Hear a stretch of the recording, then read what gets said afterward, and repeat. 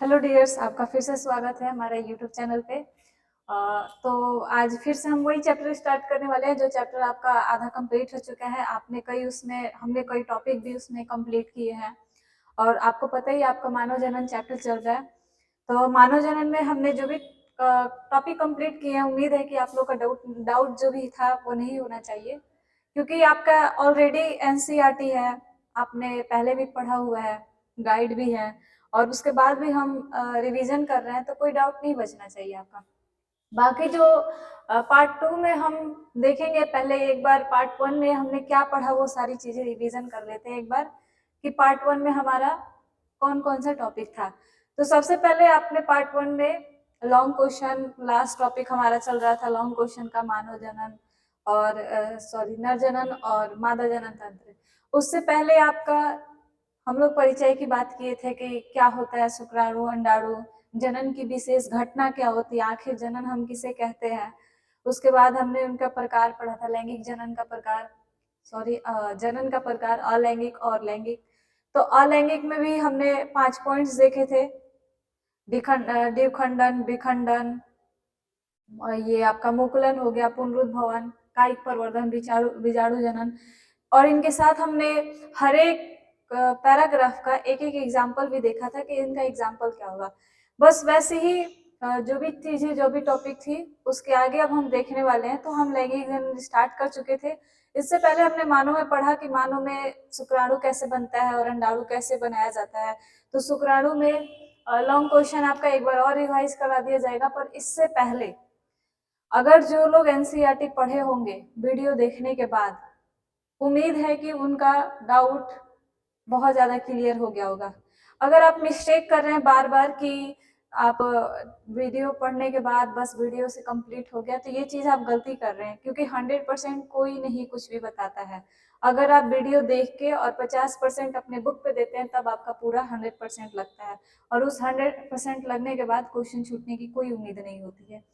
तो उम्मीद है कि जब आप वीडियो देख के जाते हैं तो उस टाइम आप एनसीईआरटी रिवाइज किया करिए और नोट्स बनाइए। आगे बाकी तो हम टॉपिक की चर्चा तो करेंगे, पर उससे पहले अगर मैं आपको अपने बारे में बता दूं, तो कई लोग उस दिन पूछ रहे थे आपका नाम क्या है, कुछ भी। मेरा नाम शिवानी है और मैं भी इसी एसके साइंस क्लासेस की ही स्टूडेंट हूँ। जैसे आज आप पढ़ रहे हैं वैसे मैं भी एक स्टूडेंट ही हूँ, जो अभी मेरा बीएससी नर्सिंग का कोर्स चल रहा है, फर्स्ट सेमेस्टर में हूँ मैं। बाकी कुछ दिनों की छुट्टी में कुछ वीडियो बन जाए बायो क्लास के लिए, तो बस वही चल रहा है। आगे हम देखते हैं, पिछले क्वेश्चन की रिवीजन करते हैं हम। आपका नर जनन तंत्र लॉन्ग चला था, तो नर जनन तंत्र में जो भी पॉइंट्स थे आपके, जैसे कि नर जनन तंत्र में हम मेन 4 पॉइंट क्लियर किए थे। अगर इसमें से किसी को डाउट होगा तो एक बार हम फिर से रिवाइज कर लेते हैं, ताकि अगर किसी का कुछ डाउट बच भी गया होगा तो उसका डाउट आज क्लियर हो जाएगा।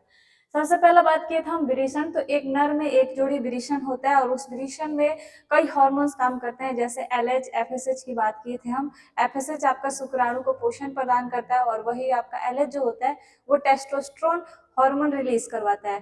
टेस्टोस्टेरोन हार्मोन जो होते हैं आपके बॉडी में, नर के बॉडी में, जैसे उसमें यौनारंभ स्टार्ट हो जाती है, उसमें वो लक्षण लाने के लिए जिम्मेदार होते हैं। वो लक्षण उत्पत्ति करते हैं, जैसे कंधा चौड़ा हो जाता है, शरीर पे बाल आने लगते हैं, आवाज में परिवर्तन होने लगता है और वृद्धि होने लगती है उनकी, शरीर में शुक्राणु का निर्माण होने लगता है, वीर्य आने लगते हैं। तो ये सारे एक नर का लक्षण है, जिसके लिए टेस्टोस्टेरोन हार्मोन जिम्मेदार है और टेस्टोस्टेरोन के पीछे आपका एलएच जिम्मेदार है।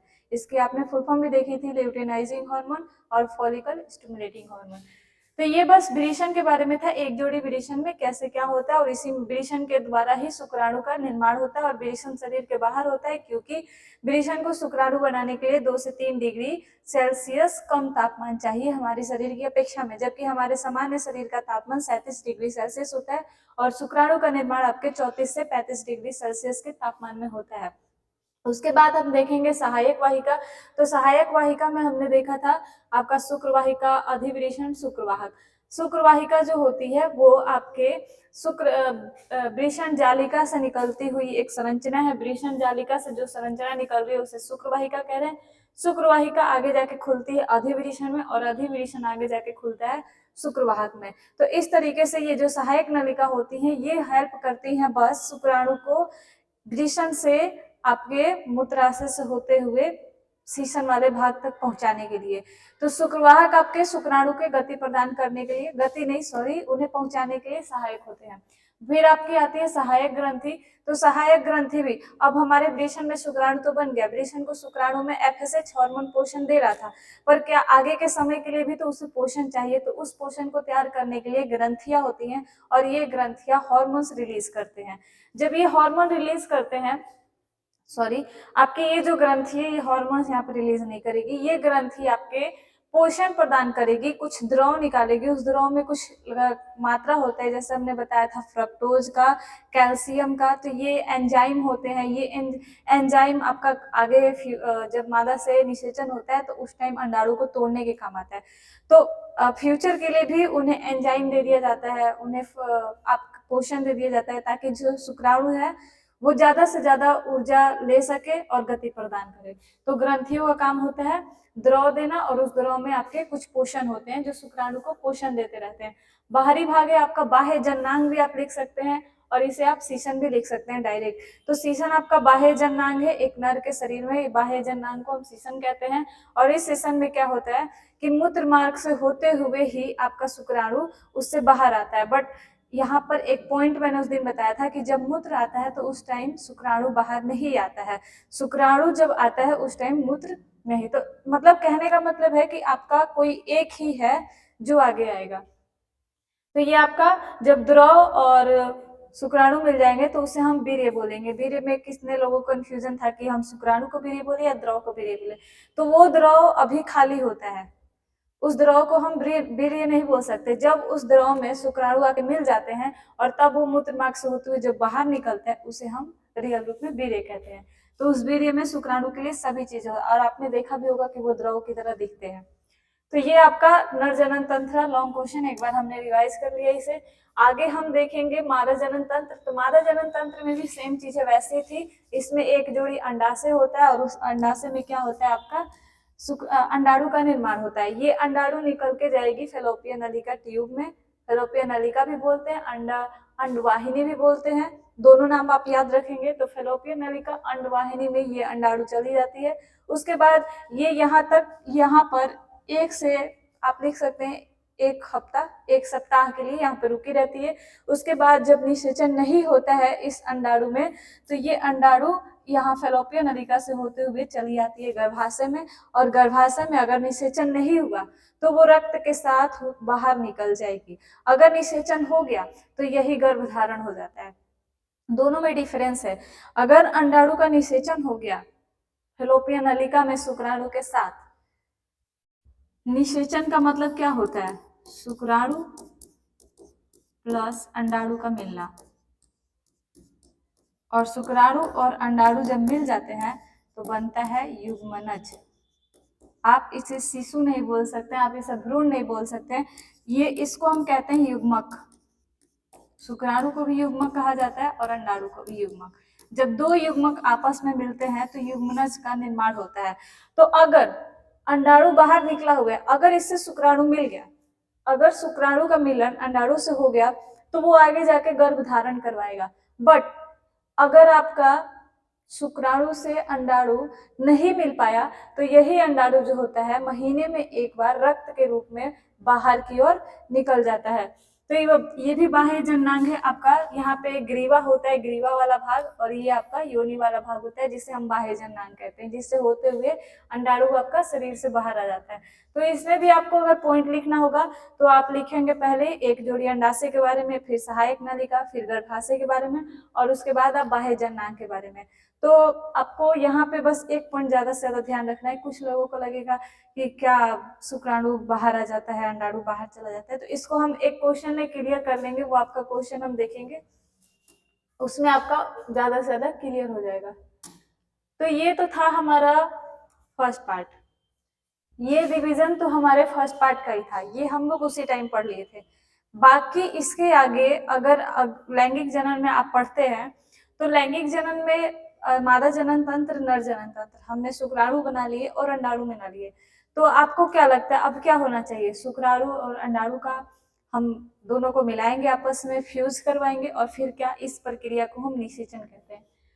तो आगे हम देखते हैं निषेचन के बारे में। हाँ, यहाँ पे एक क्वेश्चन है आपके लिए, क्या होता है जब अंडे का निषेचन नहीं होता है? क्या होता है जब अंड का निषेचन नहीं होता है? और आंसर भी आपके सामने है, ऋतुस्रावचक तथा रजोधर्म। यहाँ पे क्वेश्चन क्या पूछा गया है, क्या होता है जब अंड का निषेचन नहीं होता है? अंड का निषेचन, सबसे पहले तो आपको पता होना चाहिए कि निषेचन क्या होता है। सबसे पहले आपको क्या पता होना चाहिए कि निषेचन क्या होता है? जब शुक्राणु एवं अंडाणु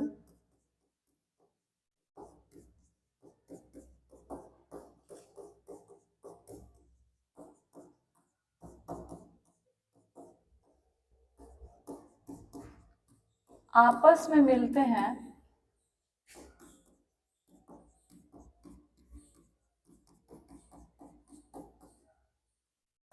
युग्मनज का निर्माण होता है।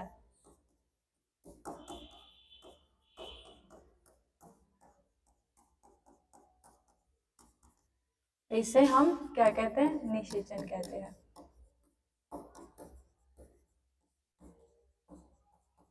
जब आप अपने बुक में देखेंगे तो आपको कुछ इस प्रकार से शुक्राणु दिखेगा, और हाँ, ये है हमारा अंडाणु, इनके बीच में होते हैं केंद्रक, और ये आपका डीएनए। जैसा कि हम वीडियो में पढ़ रहे थे कि हमारा मेन घटना क्या है, डीएनए का मिलाना, और एक नया डीएनए बनाते हैं। जब निषेचन करवाते हैं तो निषेचन के समय में जब शुक्राणु इसके अंदर एंट्री करता है तो ये एंट्री करके ये दोनों जो गुणसूत्र हैं, बीच वाले आपको जो पार्ट दिख रहे हैं, ये दोनों पार्ट मिलके 2n बनाते हैं। ध्यान देंगे आप, शुक्राणु और अंडाणु जब आपस में मिलते हैं तो इनके बॉडी का कोई काम नहीं है, शुक्राणु का बॉडी कुछ काम नहीं आएगा, अंडाणु का बॉडी भी कुछ काम नहीं आएगा, इनके अंदर जो उपस्थित है।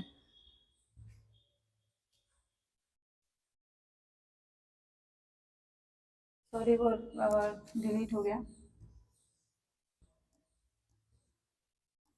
इसके अंदर जो उपस्थित है, आपको क्या दिख रहा है? एन एन दिख रहा है, एन हम नंबर से शो करते हैं, तो एन आप ना सोचे, यहाँ पे अंदर आपका गुणसूत्र है, डीएनए है, इन्हीं दोनों गुणसूत्रों को मिलाना होता है। जब ये दोनों मिल जाते हैं तो इसी को हम बोलते हैं 2n, और इसी को हम बोलते हैं युग्मनज।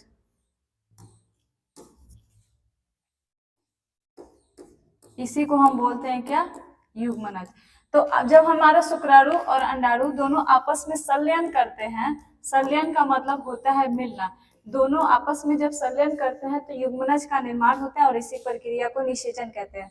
तो यहाँ पे आपको डाउट नहीं होना चाहिए, निषेचन क्या होता है। हमारा क्वेश्चन था कि क्या होता है जब अंड का निषेचन नहीं होता है। सबसे पहले तो आपको यही पता होना जरूरी है कि निषेचन क्या होता है। तो निषेचन क्या है? शुक्राणु और अंडाणु जब आपस में संलयन करते हैं तो उसे निषेचन कहते हैं, और निषेचन के पश्चात किसका निर्माण होगा? युग्मनज का। निषेचन का कुछ टारगेट तो होना चाहिए, कुछ उद्देश्य तो होना चाहिए, तभी तो निषेचन जरूरी है। निषेचन क्यों करना है हमें? तो युग्मनज बनाने के लिए करना है।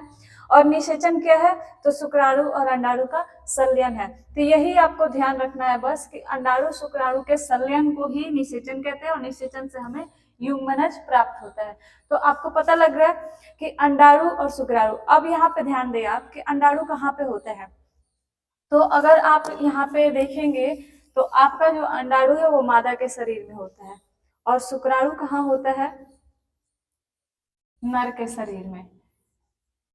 जब हमें निषेचन करवाना है, अंडाणु मादा के शरीर में, शुक्राणु नर के शरीर में, जब हमें निषेचन करवाना है तो निषेचन के समय क्या होगा? शुक्राणु को निकाल करके अंडाणु मादा के बाह्य जननांग से होते हुए भेजा जाएगा शुक्राणु को अंडाणु के पास, और अंडाणु जब बाहर निकलता है तो कहाँ बैठा होता है? अभी हम थोड़ी देर पहले पढ़े हैं फैलोपियन नलिका के बारे में। ये थोड़ा डायग्राम पे आप ध्यान नहीं देंगे क्योंकि ये डायग्राम थोड़ा गलत है।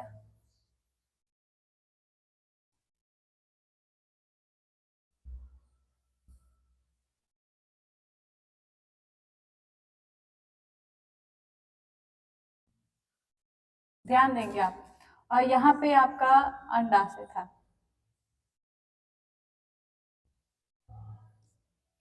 यहाँ पे मान लेते हैं कि इस अंडाशय से महीने में एक बार एक अंडाणु यहाँ पे आके बैठा हुआ है।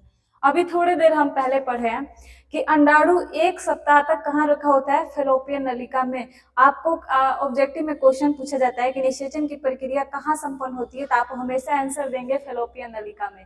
ऑब्जेक्टिव क्वेश्चन है, इंपॉर्टेंट क्वेश्चन है, बार बार रिपीट किया जाता है। तो अगर आपसे कभी भी क्वेश्चन किया जाता है कि निषेचन की प्रक्रिया कहाँ संपन्न होती है, तो फैलोपियन नलिका में। अगर कोई शुक्राणु आता भी है तो वो शुक्राणु को जाना होता है इन सारे जगहों को क्रॉस करके, सारा शुक्राणु कहाँ जाता है, फैलोपियन नलिका में। हालांकि यहाँ पे हजारों की संख्या में, हजारों लाखों की संख्या में शुक्राणु एंट्री करते हैं, पर कुछ शुक्राणु जो है वो पहुंचते पहुंचते उनकी ऊर्जा खत्म हो जाती है, वो खत्म हो जाते हैं, समाप्त हो जाते हैं। कुछ शुक्राणु कहीं और चले जाते हैं, किसी और दिशा में चले जाते हैं, और कुछ ही शुक्राणु जो है स्थायी जहाँ पे अंडाणु होता है वहां पे पहुंच पाते हैं। और उसमें से भी इसके पास जाते जाते कितने नष्ट हो जाते हैं। केवल लक से केवल एक ही शुक्राणु होता है जो पूरी रेस को खत्म करके अंडाणु के पास पहुंच पाता है। एक इमेजिन सी घटना है ये थोड़ी, कि इतने सारे लाखों शुक्राणु में केवल एक ही शुक्राणु जो होता है वो अंडाशय तक पहुंच पाता है। कहाँ पे पहुंचा है, ये आपका कौन सा हिस्सा है, फैलोपियन नलिका है, फैलोपियन नलिका। तो कभी भी आपसे ऑब्जेक्टिव में क्वेश्चन पूछे तो गलत नहीं करना है, फैलोपियन नलिका में ही आपका अंडवाहिनी वाले हिस्से में ही निषेचन की प्रक्रिया समाप्त होती है। अब यहाँ पे आपका शुक्राणु और अंडाणु जो है अगर मिल गए आपस में, तो यहाँ से 1 हफ्ते के बाद एक युग्मनज बन के कहाँ आ जाएगा, गर्भाशय में आ जाएगा। बट यहाँ पे हमारा क्वेश्चन था, ये क्वेश्चन नहीं था हमारा कि अंड का निषेचन हो गया तो क्या होगा। हमारा क्वेश्चन उल्टा था, ऑपोजिट क्वेश्चन था। क्वेश्चन क्या था हमारा, अगर अंड का निषेचन नहीं हुआ तो। अंड का निषेचन कैसे नहीं होगा, शुक्राणु जब नहीं पहुंचेगा।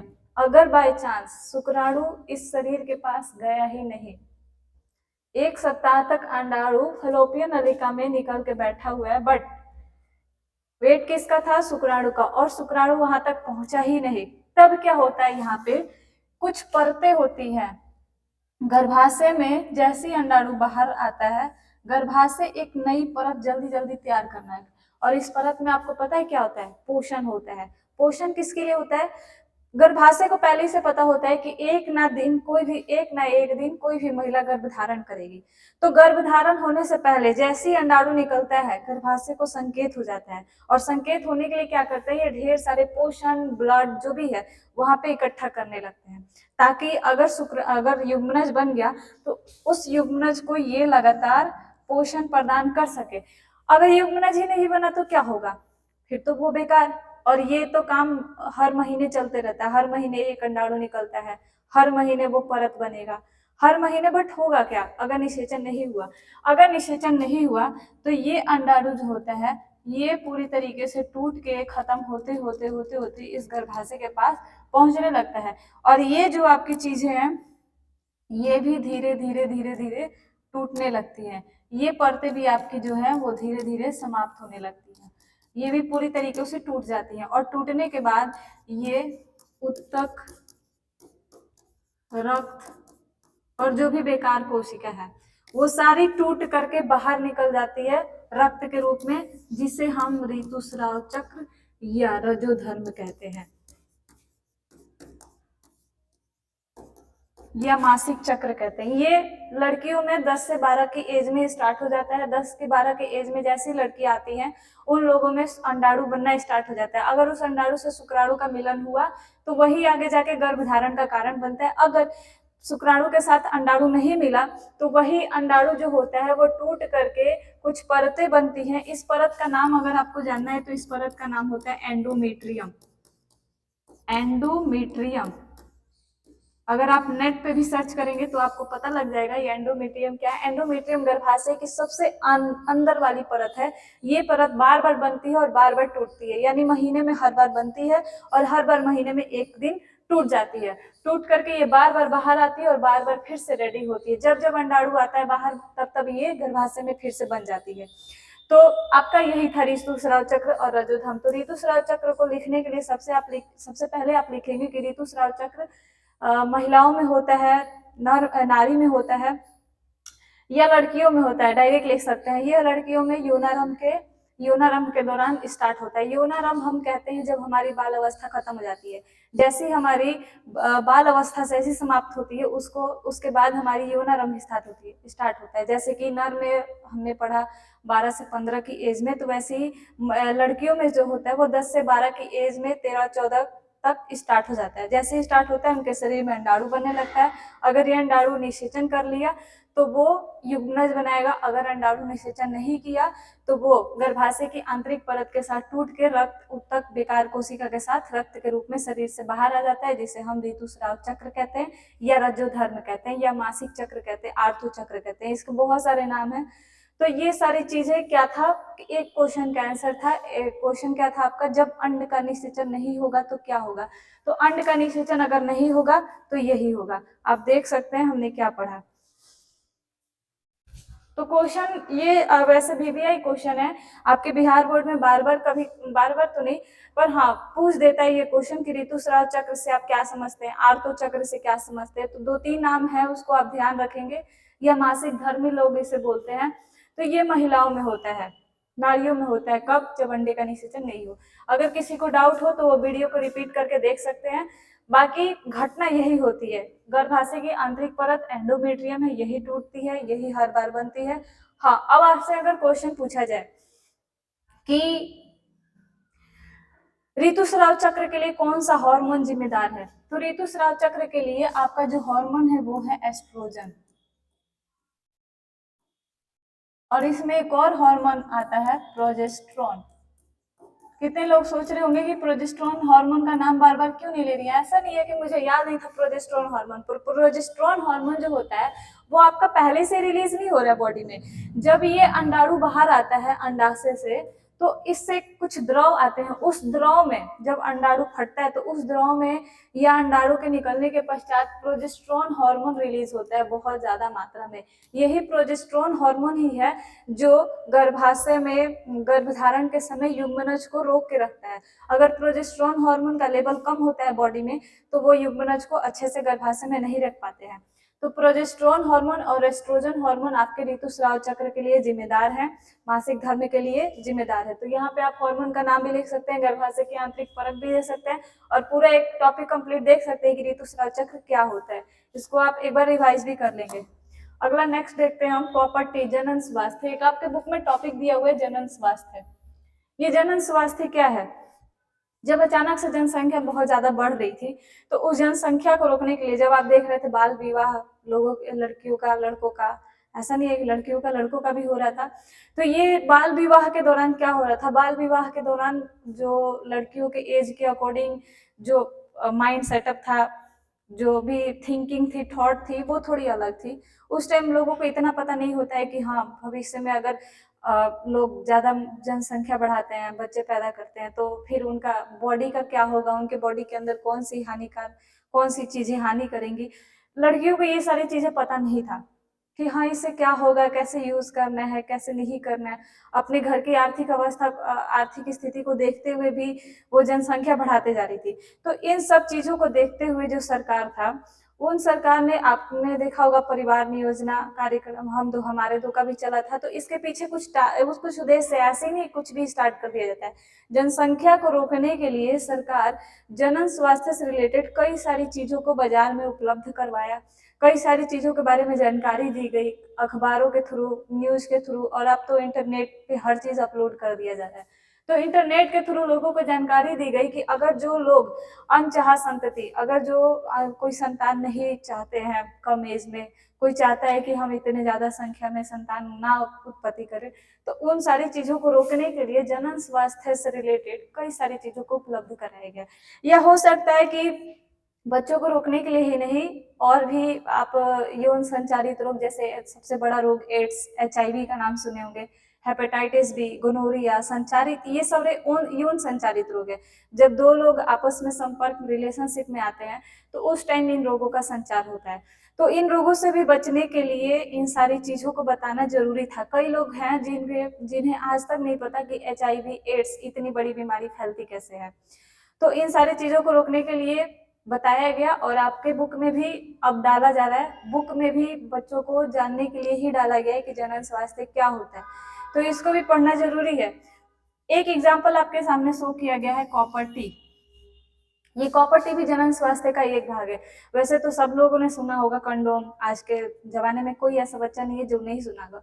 वो लेटेक्स एक स्पेशल रबड़ आती है, उस लेटेक्स के रबड़ का बना होता है। ये हो सकता है कभी आपके एग्जाम में पूछ दे, लेटेक्स के रबड़ का बना होता है, तो उसको तो लोग आम तरीके से यूज कर लेते हैं। पर इसके अलावा भी कॉपर टी बाजार में मार्केट में होते हैं उपलब्ध।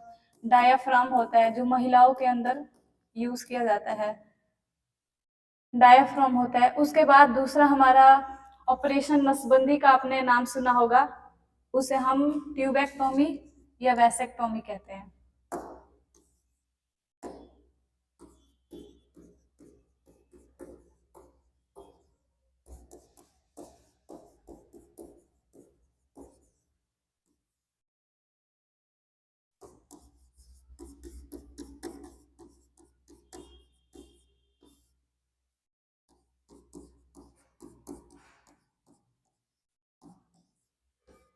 ट्यूबेक्टोमी वैसेक्टोमी, वैसेक्टोमी जो है वो पुरुषों में ऑपरेशन होता है नसबंदी का,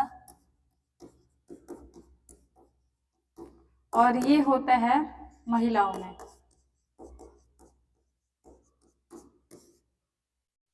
फेलोपियन ट्यूब से आप याद रखेंगे, फेलोपियन नलिका को हम इंग्लिश में फेलोपियन ट्यूब कहते हैं। और जब महिला में ऑपरेशन होते हैं नसबंदी का तो उसे हम ट्यूबेक्टोमी कहते हैं। वही जब पुरुष में होता है तो जो उसके शुक्र वाहिका है, शुक्रवाहक है, उसे हम वासा डिफरेंस कहते हैं, इसी के नाम से पड़ा है वैसेक्टोमी। तो पुरुष में जो नसबंदी के ऑपरेशन होते हैं उसे हम वैसेक्टोमी कहते हैं, और महिला में जो होती है ट्यूबेक्टोमी।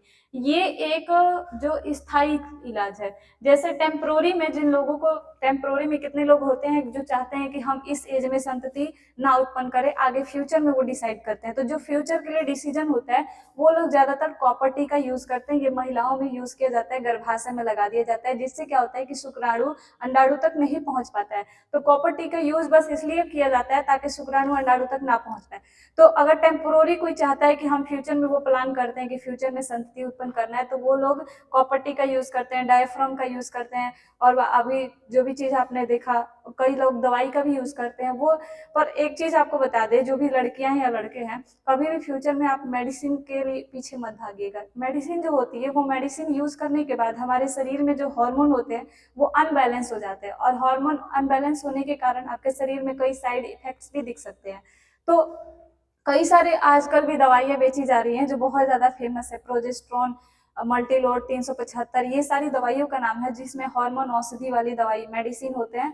तो ये भी मार्केट में उपलब्ध है, जो लोग यूज करते हैं, जो चाहते हैं कि हम फिलहाल में संतति उत्पन्न ना करें। तो कॉपर टी, कंडोम, दवाई, मेडिसिन, डायफ्राम, ये सारी चीजें टेम्पोररी हैं, जो लोग चाहते हैं कि फिलहाल में वर्तमान में वो ना करें। पर कुछ लोग होते हैं जो चाहते हैं संतति उत्पन्न करने के बाद वो चाहते हैं कि हम हमेशा के लिए रोक दें, और अब कोई संतति उत्पन्न करने का फ्यूचर प्लान नहीं करते हैं। तो वो लोग ज्यादातर नसबंदी करवाते हैं, वैसेक्टोमी, ट्यूबेक्टोमी पुरुषों में भी होता है और महिलाओं में भी होता है। तो जनन स्वास्थ्य से रिलेटेड आपकी सरकार जो है इन्हीं सारी चीजों के बारे में नॉलेज देती है और बताती है। तो कभी भी अगर आपका क्वेश्चन आता है कि गर्भ निरोधक युक्तियों का नाम बताए, तो आप इतनी सारी युक्तियों का नाम देखे हैं, बता सकते हैं। गर्भ निरोधक, गर्भ धारण होने से बचने के लिए हम क्या उपाय कर सकते हैं, तो ये सारी चीजें हैं। उसके बाद रोग का नाम भी पूछा जाता है कि यौन संचारित रोगों के नाम लिखे। तो यौन संचारित रोग का अगर आपसे नाम पूछा जाए, ये चीज आप देख सकते हैं, जनन स्वास्थ्य से रिलेटेड आपको बताना था, बस आपके बुक में ये सारी चीजें दी हुई हैं। वर्ड किन्हीं बच्चों को समझ में भी नहीं आएगा क्या है ये, तो उन सबको बताने के लिए यहाँ पे मुझे दिखाना जरूरी था और लिखना भी जरूरी था कि कॉपर टी जो आपके बुक में बार बार रिपीट किया हुआ है, ये कॉपर टी है क्या। कॉपर टी महिलाओं के गर्भाशय में लगाया जाता है, और ये करता क्या है, शुक्राणु को अंडाणु से मिलने से बचाता है। तो ये सारी चीजें थी। अभी हम आपको अगर यौन संचारित रोग का नाम पूछा जाए तो आप एड्स का बता सकते हैं, सिफिलिस भी यौन संचारित रोग है, हेपेटाइटिस बी भी यौन संचारित रोग है, और गोनोरिया। ये ऐसे रोग हैं जो बहुत ज़्यादा डेंजर होते हैं, जो एक बार किसी को हो जाता है। एड्स का तो अभी तक कोई ट्रीटमेंट नहीं है, अभी तक किसी के पास कोई ट्रीटमेंट नहीं है कि वो उसे ख़त्म कर सकता है। हाँ, एड्स से कुछ लोगों को कुछ दिनों के लिए बचाया जा सकता है, और ये एड्स का सबसे अच्छा चीज़ ये है कि एड्स, अगर किसी को नॉलेज है एड्स के बारे में कि एड्स फैलता कैसे है, तो वो एड्स होने से खुद को बचा सकता है। अगर किसी को पता ही नहीं है कि एड्स फैलता कैसे है, तो फिर कैसे बचाएगा? तो एड्स, जो ये सारे रोग जो हैं, hepatitis B, AIDS, syphilis, gonorrhoea, ये सब बहुत, मतलब बहुत बेकार रोग है, जो एक बार अगर किसी को हो जाता है तो फिर उसकी मृत्यु 90% फिक्स हो जाती है। तो इस रोगों से बचने के लिए, यौन संचालित रोगों से बचने के लिए ही इन उपायों को देखा गया है कि हम इन उपायों का प्रयोग कर सकते हैं। तो यौन रिलेशनशिप में होने से ये रोग होते हैं, तो इनसे बचने के लिए आपको क्या करना है, इन सारी चीजों में से किसी का उपयोग कर सकते हैं। ये सारी चीज आपके बुक में दी गई है जनन स्वास्थ्य से रिलेटेड। पादप में जनन देखने से पहले हम कुछ क्वेश्चन डिस्कस कर लेते हैं, आपके टॉपिक से रिलेटेड है। जैसे हम अभी नर जनन तंत्र तुरंत खत्म किए, तो क्वेश्चन था आपका शुक्राशय एवं प्रोस्टेट ग्रंथि की क्या भूमिका है। तो शुक्राशय एवं प्रोस्टेट ग्रंथि क्या करती है? शुक्राशय एवं प्रोस्टेट ग्रंथि शुक्राणु के लिए पोषण बनाती है, पोषण प्रदान करती है, गति प्रदान करती है। पोषण प्रदान करेगी तो उसके पास एनर्जी आएगा, और एनर्जी आएगा तो वो गति करेगा।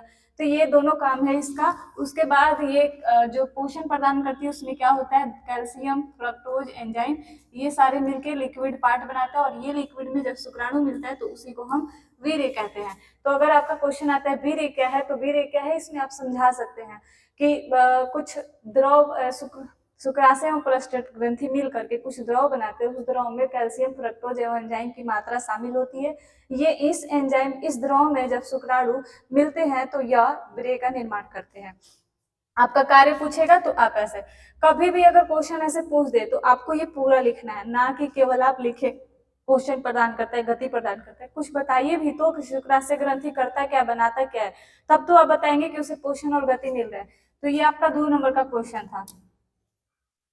उसके बाद पूछा गया यौनारंभ के समय लड़कियों में कौन कौन से परिवर्तन दिखाई देते हैं। यौनारंभ आपको इससे पहले भी हमने डिस्कस किया, ऋतुस्राव चक्र में या मादा जनन तंत्र में हमने पढ़ा कि बाल अवस्था के बाद लड़कियों में यौनारंभ स्टार्ट होता है। यौनारंभ के समय, यौनारंभ कब स्टार्ट होता है, 10 से 12 की वर्ष आयु में। इसमें लड़कियों में परिवर्तन पूछा गया, तो स्तन में वृद्धि होने लगता है, जननांगों पर बाल आने लगते हैं, ऋतुस्राव, आर्त चक्र या मासिक चक्र शुरू होने लगता है, और आवाज में बदलाव आता है। तो ये सारे परिवर्तन होते हैं एक लड़कियों में। लड़कों में पूछा जाए तो आप लिख सकते हैं कि लड़कों में जो यौनारंभ है वो 12 से 15 वर्ष की आयु में स्टार्ट होता है, और उनमें भी जननांगों पर बाल आने लगते हैं, शुक्राणु बनने लगता है, वीर्य आने लगते हैं, आवाज में परिवर्तन होता है, कंधे चौड़े होते हैं। तो ये सारी चीज आप लड़के में लिख सकते हैं। माँ के शरीर में गर्भस्थ भ्रूण को पोषण किस प्रकार प्राप्त होता है। अब हमने युग्मनज तो पढ़ लिया कि युग्मनज बनता कैसे है, बट अभी तक ये नहीं पढ़ा कि युग्मनज को, अगर युग्मनज बन गया, जो भ्रूण बन रहा है किसी गर्भ में, तो उसको पोषण कैसे मिलता है। तो उसको पोषण मिलता है नाभि रज्जु की सहायता से। इस नाभि रज्जु को हम अपरा भी कहते हैं या प्लेसेंटा भी कहते हैं। ये नाभि रज्जु जो है वो बच्चे के नाभि से जुड़ा होता है। जब आपने ऑपरेशन के टाइम में देखा होगा कि बच्चा जब जन्म लेता है तो उसके नाभि से एक नली कटती है, वो नली आपके माता की गर्भाशय से ज्वाइंट होती है। तो माँ के गर्भाशय तथा भ्रूण के नाभि से जुड़ी एक नलिका होती है, जिसे हम क्या कहते हैं, नाभि रज्जु कहते हैं। ये आपका डेफिनेशन है। जो माँ होती है उसके गर्भाशय से और बच्चे के नाभि से एक नली जुड़ती है, उस नली को क्या कहते हैं, नाभि रज्जु। नाभि रज्जु का काम क्या होता है, भ्रूण को वो पोषण देता है, O2 पहुंचाता है और कार्बन डाइऑक्साइड को बाहर निकालता है, और जो बेकार पदार्थ होती है उसे बॉडी से बाहर निकल देता है, और ये सारा काम माता के ब्लड के थ्रू होता है। तो ये सारी चीजें थी आपके नाभि रज्जु के बारे में। तो पूछा जाता है क्वेश्चन, नाभि रज्जु क्या है, अपरा क्या है, इनके कार्य बताएं। तो ये आप लिख सकते हैं। उसके बाद एक क्वेश्चन पूछा गया है, यदि कोई महिला कॉपर टी का प्रयोग कर रही है तो क्या ये उसकी यौन संचालित रोगों से रक्षा करेगा। इसीलिए मैंने आपको बार बार कॉपर टी के बारे में हम रिपीट कर रहे थे। कॉपर टी क्या था, कॉपर टी महिला के गर्भाशय में स्थापित किया जाता है। इससे क्या होता है, शुक्राणु नहीं पहुंच पाता है। यहाँ आपका क्वेश्चन पूछा गया है कि अगर एक महिला जो है, एक लड़की जो है कॉपर टी का यूज कर रही है, तो क्या कॉपर टी यूज करने से यौन संचालित रोग जैसे कि HIV, एड्स इन रोगों से क्या वो बच सकती है? तो इसका आंसर है बिल्कुल नहीं। नहीं कैसे? अब आप पूछेंगे कि जब निषेचन ही नहीं हो पा रहा है तो रोग कैसे नहीं फैलेगा? देखिए, ये इसका, इन लोगों का जो गर्भ निरोधक है, इनका बस टारगेट होता है गर्भ निरोध करना। ये बस गर्भ निरोधक युक्ति है, ये शुक्राणु को मिलने नहीं देगी। बट जो वायरस है, अगर रिलेशनशिप हो रहा है, अगर किसी के साथ कोई रिलेशनशिप में आ रहा है, संबंध बना रहा है, तो भले वो किसी भी गर्भ निरोधक युक्ति की उपयोग करे, बट ये जो अब लेटेक्स कोई चीजें होती हैं जो अंदर एंट्री ही नहीं कर पाती, वो बाहर ही रह जाती हैं। पर कॉपर टी में क्या होता है कि शुक्राणु नहीं पहुंच पाता है, पर कुछ वायरस हैं, कुछ बैक्टीरिया हैं जो आसानी से अंदर एंट्री कर जाते हैं। तो इसीलिए कॉपर टी के यूज करने से ऐसा कोई भी डाउट आप अपने मन में मत रखिएगा कि हमारा यौन संचालित रोग से बचा जा सकता है। गर्भ निरोधक युक्ति कॉपर टी स्पेशल बताया जा रहा है, ना कि अदर चीजें। अब डायफ्राम आप पूछेंगे, वोल्ट पूछेंगे, तो उसमें कुछ चांस होता है, पर कॉपर टी यूज करने से कोई चांस नहीं है कि यौन संचालित रोगों से बचा जा सकता है। तो ये भी है, ये क्वेश्चन ऐसे पूछा नहीं जाएगा। अगर आपका कोई क्वेश्चन पूछा जाए तो ये है, अंडे और शुक्राणु में अंतर स्पष्ट करें। तो अंडे शुक्राणु में क्या अंतर है? शुक्राणु सबसे पहले नर में पाया जाता है, अंडाणु आपके मादा में पाया जाता है। शुक्राणु कई लाखों की संख्या में तैयार होता है, एक नर में लाखों की संख्या में बनता है, जबकि अंडाणु जो है 1 महीने में एक बनता है। वही आपका पूछा जाए कि इसका निर्माण कहाँ होता है, तो इसका निर्माण वृषण में हो रहा है और इसका निर्माण आपका अंडाशय में होता है। और शुक्राणु जो है वो मानव शरीर की, जीके का क्वेश्चन है, मानव शरीर की सबसे छोटी कोशिका कौन सी होती है? शुक्राणु। और मानव शरीर की सबसे बड़ी कोशिका अंडाणु। तो आप 4 पॉइंट लिख सकते हैं इसके अंतर में। 2 नंबर का क्वेश्चन है, वीवीआई क्वेश्चन है, आप इसको नोट कर लेंगे। उसके बाद है आपका गर्भ निरोधन की विभिन्न विधियां कौन सी है? किसी एक विधि को उदाहरण के साथ लिखें। गर्भ निरोधन की विभिन्न विधियों के बारे में पूछा गया है। तो पहला आपका विधि जो है वो, आपकी विधि बहुत सारी है, यहाँ पे विधियां कौन सी है पूछा गया है। तो पहला आपका विधि है प्राकृतिक विधि। प्राकृतिक विधि, रासायनिक, या हम बोल सकते हैं कृत्रिम विधि।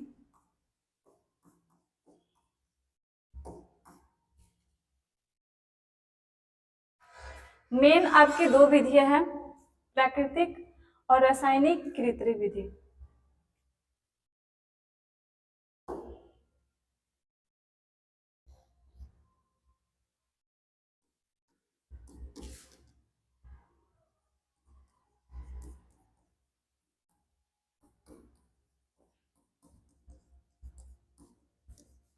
इसको शॉर्टकट में IUD भी कहा जाता है, इंट्रा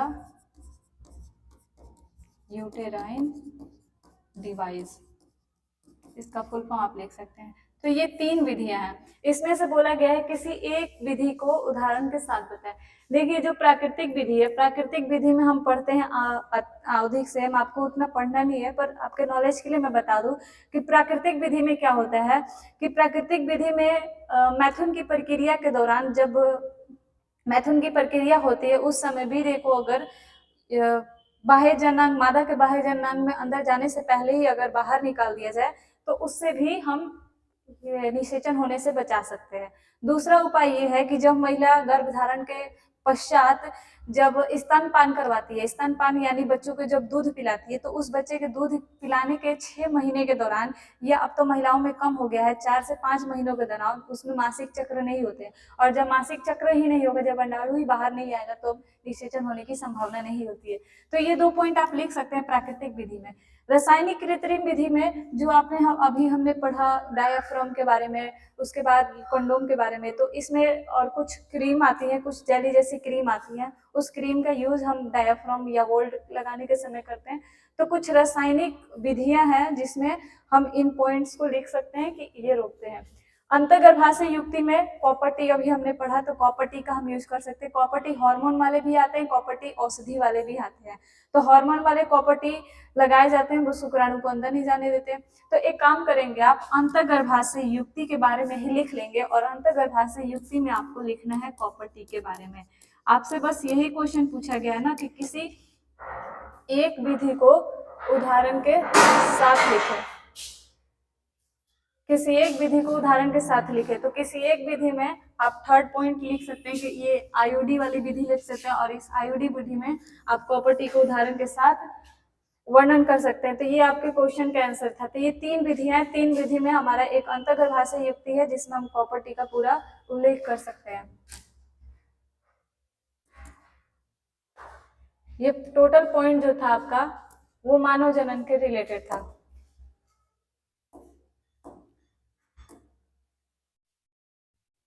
तो हमारा एक टॉपिक मानव में लैंगिक जनन क्लियर हो गया है। दूसरा आपका बच रहा है पुष्पी पादपों में लैंगिक जनन। पुष्पी पादपों में लैंगिक जनन के लिए आपको 2 पॉइंट ज्यादा से ज्यादा याद रखने, पुंकेसर, स्त्रीकेसर।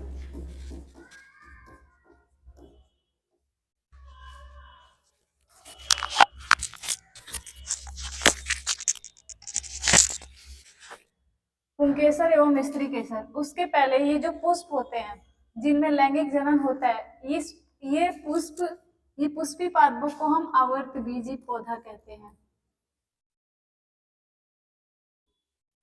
आवर्तबीजी पादप। पादप भी 2 प्रकार के होते हैं, एक अनावर्तबीजी और एक आवर्तबीजी। अनावर्तबीजी में कभी भी लैंगिक जनन नहीं होता है, आवर्तबीजी पादपों में लैंगिक जनन पाया जाता है। तो आप सबसे पहले अगर आपको पुष्पी पादपों में लैंगिक जनन का वर्णन करना है तो सबसे फर्स्ट पॉइंट आपका होना चाहिए कि पुष्पी पादपों में लैंगिक जनन आवर्तबीजी पादपों में पाए जाते हैं। आवर्तबीजी पादपों में 2 चीज होनी जरूरी है, एक तो पुंकेसर और दूसरा स्त्रीकेसर। इस आधार पर जो पुष्प होते हैं वो 2 प्रकार के होते हैं। पुष्प एक लिंगी भी होते हैं, पुष्प उभयलिंगी भी होते हैं। एक लिंगी पुष्प में क्या होता है, या तो केवल पुंकेसर होगा या तो केवल स्त्रीकेसर होगा। जबकि द्विलिंगी पुष्पों में क्या होता है, उभयलिंगी पुष्पों में दोनों एक ही पुष्प में पाए जाते हैं।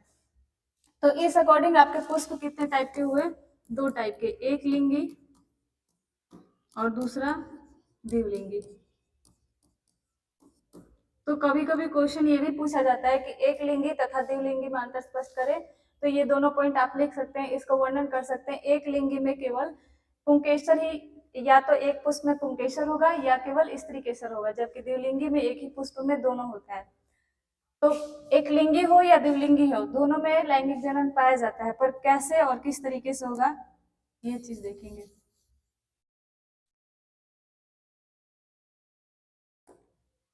स्त्रीकेसर जो भाग है ये आपके बीच में होता है। ये एक उभरा हुआ फूला हुआ भाग होता है, इसे हम अंडाशय कहते हैं। अंडाशय, वर्तिका और ऊपरी भाग जो होता है वर्तिकाग्र। ये 3 पार्ट जो है ये आपके स्त्रीकेसर का भाग है। और साइड से आप जो पार्ट निकला हुआ देख रहे हैं ये आपका तंतु,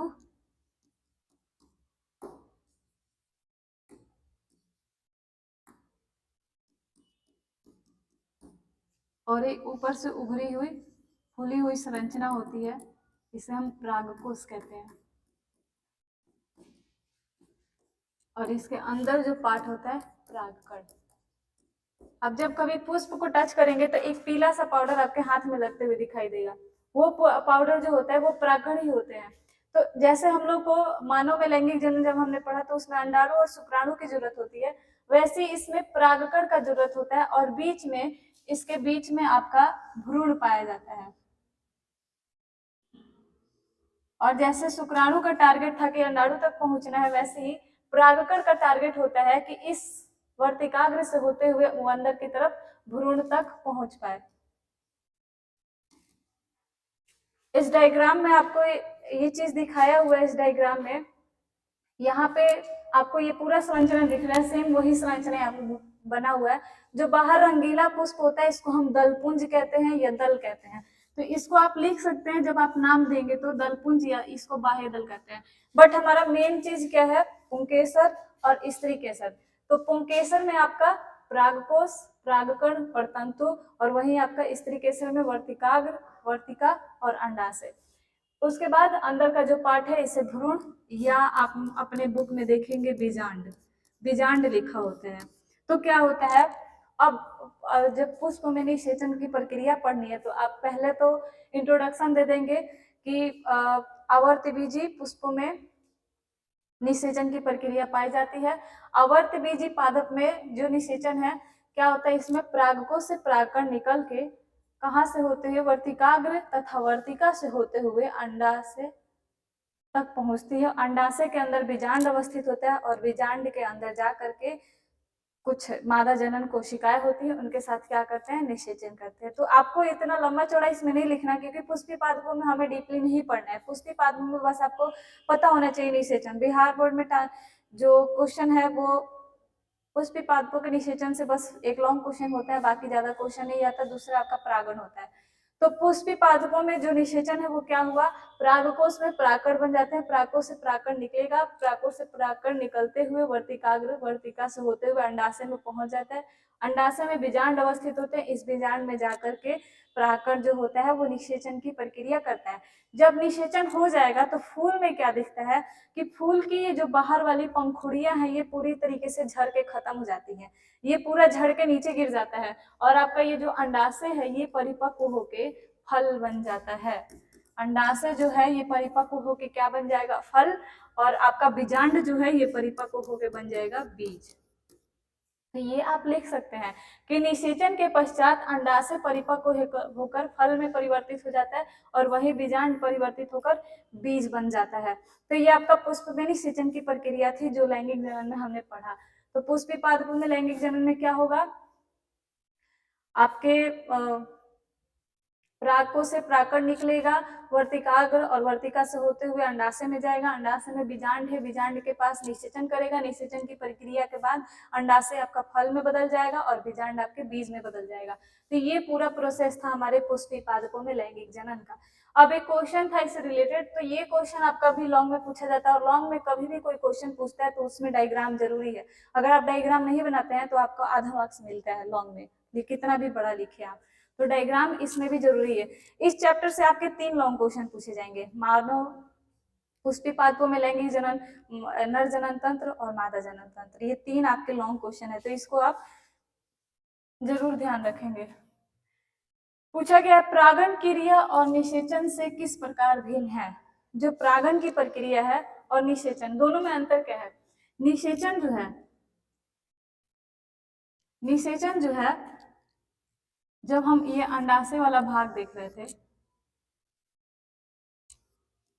इसमें क्या था आपका बीजांड, इस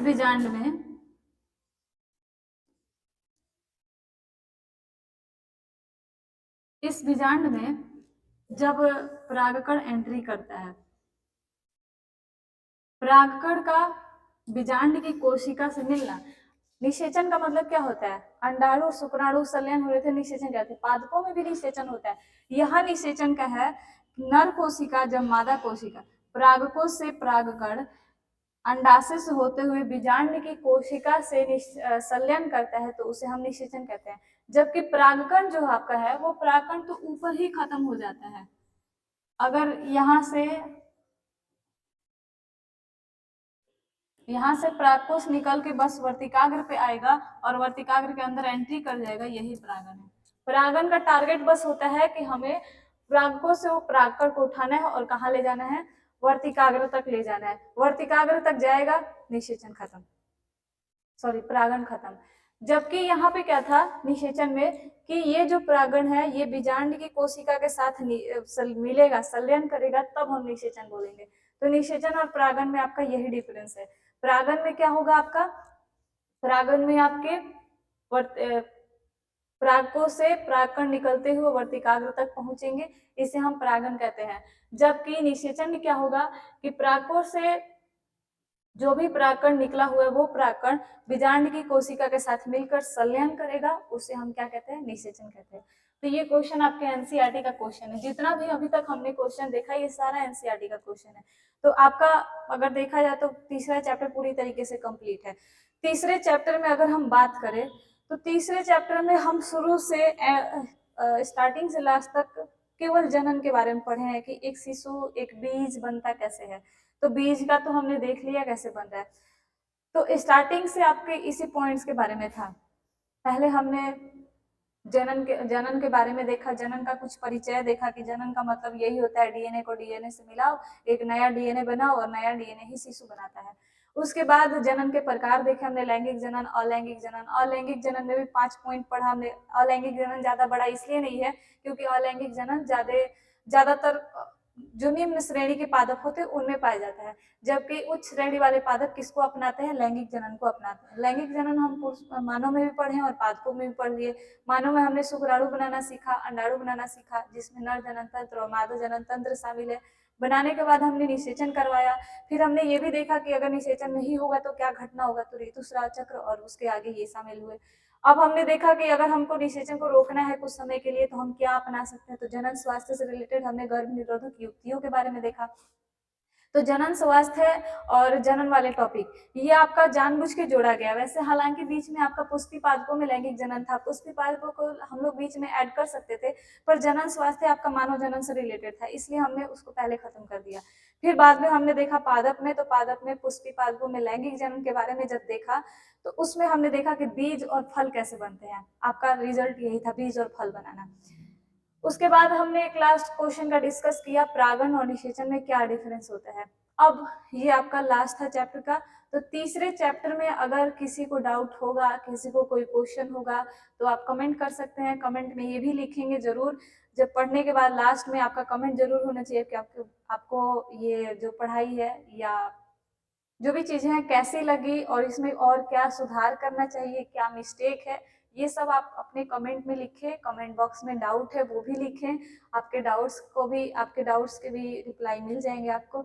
और लास्ट में आपसे यही है कि मेरा भी एक चैनल है शिवा साइंस, तो उसे आप जा करके सब्सक्राइब कर सकते हैं। जितने स्टूडेंट वीडियो देखते हैं वो मेरे बारे में अगर ज़्यादा जानना है, मेरे बारे में जानकारी लेना है, देखना है कि मैं कौन हूँ, तो आप शिवा साइंस में देख सकते हैं। उसमें मेरा ऑलरेडी बहुत सारा वीडियो मेरे बारे में अपलोड किया हुआ है जो भी मेरे कोर्स से रिलेटेड है।